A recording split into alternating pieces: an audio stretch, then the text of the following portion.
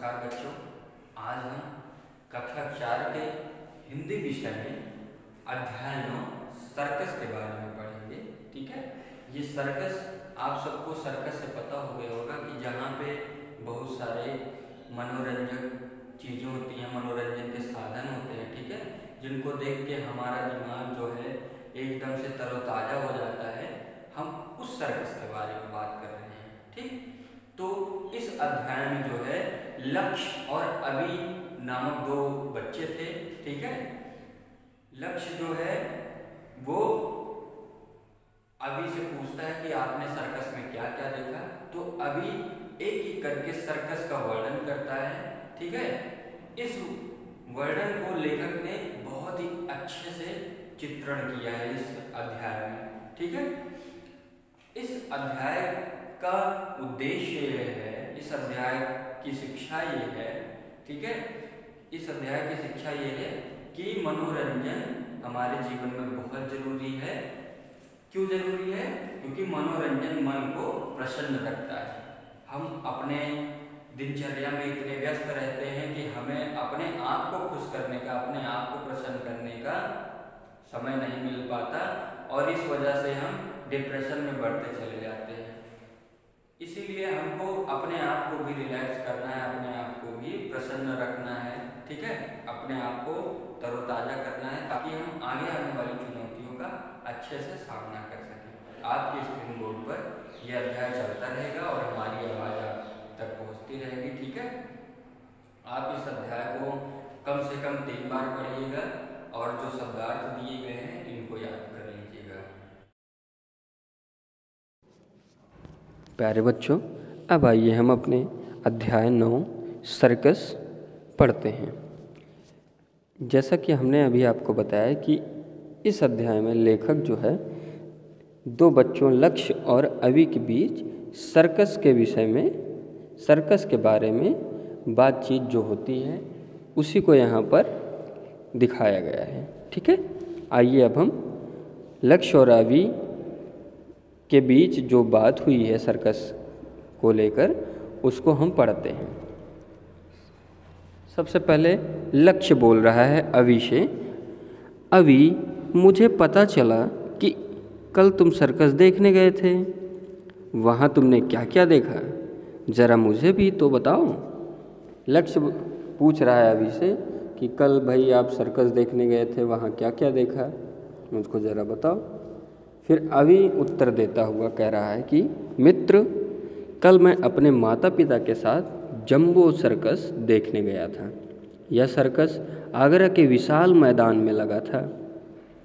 इस मैदान में बहुत बड़े बड़े तंबू लगाए गए थे। पिताजी ने हम सब के लिए टिकट खरीदे और हमने एक विशाल तंबू के अंदर प्रवेश किया। वहाँ बैठने के लिए सीढ़ियों की तरह बेंचें ऊपर नीचे चारों ओर लगी थी। बीच बीच में आने जाने के लिए मार्ग छोड़े हुए थे। हम सब वहाँ बैठ गए। अब अभी उस सर्कस का वर्णन करके बता रहा है जो वहाँ पे देखा उसने बताया कि वो अपने माता पिता के साथ जो है सर्कस में गया, जंबो सर्कस देखने। और कहाँ पे देखने गया? आगरा के विशाल मैदान में लगा था। ठीक है, अब वहाँ की बैठने की व्यवस्था कैसे थी? वहाँ के बैठने की व्यवस्था नीचे से कुर्सियाँ लगी हुई थी, ऊपर की तरफ सीढ़ी जैसे। ठीक है, और बीच बीच में आने जाने के रास्ते छोड़े गए थे। ठीक, अब लक्ष्य फिर क्या पूछ रहा है? सर्कस के कार्यक्रम का आरंभ कब और कैसे हुआ? लक्ष्य पूछ रहा है कि भाई सर्कस कैसे शुरू हुआ, ज़रा हमको बताओ। तो अभी बता रहा है, हमारे बैठने के थोड़ी देर बाद ही वहाँ का कार्यक्रम आरंभ हो गया। बैंड मधुर ध्वनि के साथ बज रहा था। सबसे पहले हाथी, घोड़े आदि रंग बिरंगे वस्त्र पहने हुए युवकों, युवतियों और विदूषकों की एक शोभा यात्रा मन से होकर गुजरी और बाद में सभी पर्दे के पीछे चले गए। शोभा यात्रा के समाप्त होते ही पहला दृश्य सामने आया। अब अभी बता रहा है कि वहाँ पे हाथी, घोड़े, ठीक है, सब लोग आ रहे थे। ठीक, रंग बिरंगे कपड़े पहने हुए कई सारे पुरुष और युवतियां जो है वहाँ पे नाच गाना करती हुई आ रही थी। और बच्चों यहाँ पे देखिए एक विदूषकों यह एक शब्द का प्रयोग किया गया है। ये जो कार्टून होते हैं जो छोटे कद के लोग होते हैं जिनको बौना कहा जाता है, ठीक है, सर्कस में होते हैं, वो भी जो है बैंड बाजे के साथ आए। ठीक, लक्ष्य वह क्या था? अब जब अवि ने बताया कि और पहला ही दृश्य सामने शुरू हुआ तो लक्ष्य पूछा कि पहला दृश्य क्या था, जरा बताओ तो। अब अवि बता रहा है पहला दृश्य, वह दृश्य घोड़ों का था। 10 घोड़े क्रमशः आए, 9 पर युवक और 10वें पर एक युवती सवार थी। घोड़े संगीत की ताल के साथ साथ नृत्य करते हुए चारों ओर घूमने लगे। सहसा सभी सवार घोड़ों पर खड़े हो गए और घोड़े नाचते रहे। यह देख देख कर सभी ओर से हर्ष ध्वनि के साथ साथ तालियां बजने लगी। पुनः वे केवल एक टांग के सहारे ही नीचे लटकते हुए चले गए। उनकी एक एक चेष्टा दर्शकों का मनोरंजन कर रही थी। सब ओर से दर्शक वाह वाह कर रहे थे। अब अवि ने बताया कि पहला दृश्य क्या था, 10 घोड़े थे। आप देखिए इस किताब में आपके तस्वीर दिखाई दे रही होगी, चित्र दिखाई दे रहा होगा। 10 घोड़े हैं और 10 पर जो है लोग खड़े हुए हैं। सिर्फ एक घोड़े पर जो है एक युवती है, बाकी सभी 9 घोड़ों पर पुरुष हैं, ठीक है। और वे सभी उस संगीत के साथ साथ घोड़े भी कदम ताल कर रहे हैं, ठीक है, वो भी घोड़े भी नृत्य कर रहे हैं। और जो युवक और युवती थी वो सब भी नृत्य कर रहे थे, ठीक है। और इसको देखकर पूरे सर्कस में चारों तरफ जितने भी दर्शक थे वो वाह वाह करके खूब तालियां बजा रहे थे। अब लक्ष्य पूछ रहा है घोड़ों के करतबों के बाद क्या हुआ। लक्ष्य पूछ रहा है कि भाई अब ये घोड़ों वाला समाप्त हुआ करतब, उसके बाद क्या हुआ जरा बताओ तो। अब अभी बता रहा है घोड़ों का खेल संपन्न होने के बाद दूसरा दृश्य 5 हाथियों का था। उनमें से एक हाथी एक बड़े स्टूल पर आकर बैठ गया। उसे एक समाचार पत्र दिया गया। हाथी समाचार पत्र के पृष्ठों को उलट पुलट करने लगा। ऐसा प्रतीत हो रहा था मानो वह समाचार पत्र पढ़ रहा हो। फिर सभी हाथी अपने से आगे वाले हाथी की पीठ पर अपने अगले पांव रखकर चल पड़े। हाथियों की यह श्रृंखला बड़ी मज़ेदार थी। इसी बीच रंग बिरंगे मुखौटों वाले विदूषक आ पहुँचे और उन्होंने अपनी विचित्र चेष्टाओं से लोगों को खूब हंसाया। अब अभी बता रहा है कि भाई दूसरा दृश्य ये था कि 5 हाथी आए, जिनमें से एक हाथी स्टूल पर आराम से बैठकर, जैसे हम आप बैठ जाते हैं कुर्सी पर और क्या करने लगते हैं, अखबार पढ़ते हैं, वैसे ही समाचार पत्र उसको पकड़ा दिया गया और वो उलट पुलट रहा था, ठीक है। फिर थोड़ी देर बाद बाकी चारों हाथी आए और अपने सामने वाले हाथी के पीठ पर क्या कर दिए, अपना आगे का पैर रख दिए, ठीक है, और उसी के साथ साथ चलने लगे। उसके बाद रंग बिरंगा मुखौटा पहने वो जितने भी बौने थे, विदूषक थे, वे सब भी आ गए, ठीक है, और लोगों को खूब मज़ेदार चीज़ें दिखाकर हंसाने लगे। अब लक्ष्य पूछ रहा है क्या सर्कस में शेर भी दिखाए गए। अब लक्ष्य जो है ये अभी से पूछा भाई क्या शेर भी था सर्कस में। अब अभी बता रहा है हाँ वे भी दिखाए गए, परंतु उनसे पूर्व कुछ और भी खेल दिखाए गए थे। 2 तोते एक पतली सी फट्टी पर आमने सामने बैठकर सीसा का खेल खेल रहे थे। वे झूलते हुए बहुत ही प्रिय लग रहे थे। भालू का एक दृश्य बड़ा ही मनोरंजक था। भालू मोटरसाइकिल पर बैठा उसे चला रहा था। किसको चला रहा था? मोटरसाइकिल को चला रहा था। उसे देखकर सबके मुंह से सासा निकल गया, कमाल है। अब अभी कह रहा है कि शेर तो दिखाए गए, लेकिन उसके पहले 2 तोतों के झूलने का कार्यक्रम दिखाया गया और एक भालू जो है वे क्या कर रहा था, भालू मोटरसाइकिल चला रहा था और उसको देखकर सभी लोग कमाल है खूब वाहवाही कर रहे थे। अब लक्ष्य पूछा, क्या वहाँ बंदर और कुत्ते भी दिखाई गए?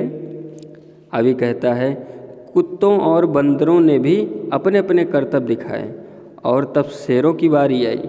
एक घेरे के अंदर 3 शेरों को एक पंक्ति में खड़ा किया गया। पुनः एक बकरा आया, वह प्रत्येक शेर के ऊपर से छलांग लगाता हुआ पार हो गया। शेरों को उसे मारने का साहस नहीं हुआ। पुनः एक तार के गोले के चारों ओर आग लगा दी। शेरों को उस गोले में से कूदने का संकेत किया गया। प्रत्येक शेर ने बारी बारी से जलते हुए उस गोले को पार किया। अब लक्ष्य पूछा कि भाई वहाँ बंदर कुत्ते भी दिखाए गए कि नहीं? तो अभी कहता है कि वहाँ बंदर कुत्ते जो है अपना अपना करतब दिखाए। उसके बाद शेर की बारी आई।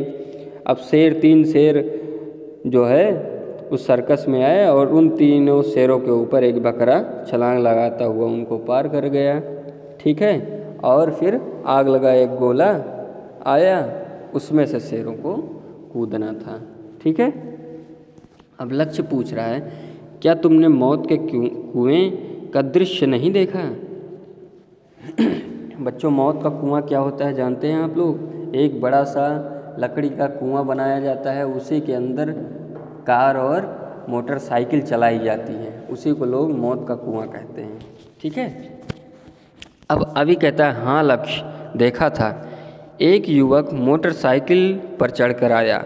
वह सहसा कुएं में सामने बने लोहे के गोलों में चला गया। वह मोटरसाइकिल को बड़ी तेज गति से ऊपर नीचे और चारों ओर घुमाता रहा। हमें भय था कि कहीं वह गिर न जाए। यदि वह गिर जाता तो उसकी हड्डी पसली चकनाचूर हो जाती, परंतु ऐसा नहीं हुआ। उसके विचित्र अभ्यास को देखकर सभी ने दांतों तले उंगली दबा ली। अब लक्ष्य जब पूछा कि मौत का कुआं क्या देखे वहाँ पे, तो अभी कह रहा है, हाँ भाई बिल्कुल देखा। और फिर वो मौत के कुएं का जो दृश्य था उसको लक्ष्य को विस्तृत बताया।